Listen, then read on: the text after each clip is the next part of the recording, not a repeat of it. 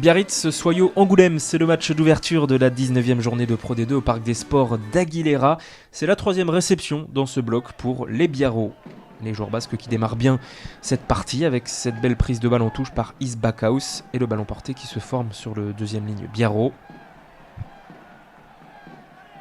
Et on structure tranquillement ce ballon porté du côté basque avec Lucas Pérez-Blanc à la baguette. Et cet édifice qui va au bout, premier essai de la partie pour le talonneur basque. Alors que l'on apprécie au ralenti ce gros travail des avants Biarros.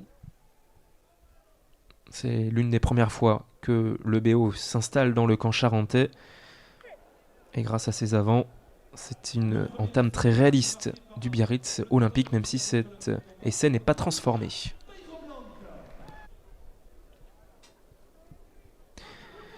Cela n'empêche pas les supporters basques d'être debout dans les travées d'Aguilera, surtout que les Biarros reviennent rapidement dans le camp charentais avec la même recette, le même scénario, une touche bien prise par Backhaus, le ballon porté, Pérez-Blanc à la baguette.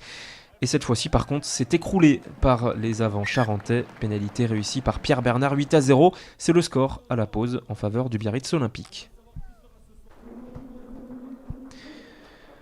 Et c'est un petit miracle que Biarritz n'ait encaissé aucun point en première période, tant les Charentais ont porté le ballon et occupé la moitié de terrain biarrote. Sauf que l'indiscipline et l'imprécision du côté du SA15 est également terrible. Regardez ce plaquage trop haut de Quentin Witt. Plaquage évidemment dangereux, pénalité immédiatement réussie par Pierre Bernard qui en avait déjà marqué 2 dans ce début de deuxième période. Biarritz mène donc désormais 17-3.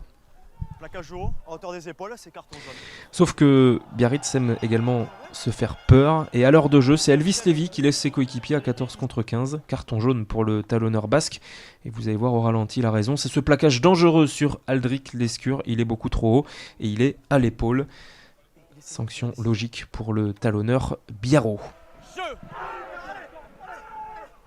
Et du coup forcément un de plus, Soyaux Angoulême met la pression en mêlée à 5 mètres des perches biarrotes. Quentin Witt qui ramasse ce ballon, on est hors jeu du côté basque. Erwan Nicolas qui va jouer cet avantage en cours. On va d'abord créer le point de fixation avec les avants et puis c'est finalement Sébastien Loyer qui plonge dans l'intervalle et marque le premier essai charentais. Et on voit au ralenti ce gros travail collectif et surtout ce bon timing entre le demi de mêlée et son flanqueur. L'essai est cependant pas transformé par les Charentais qui reviennent tout de même à 17-8.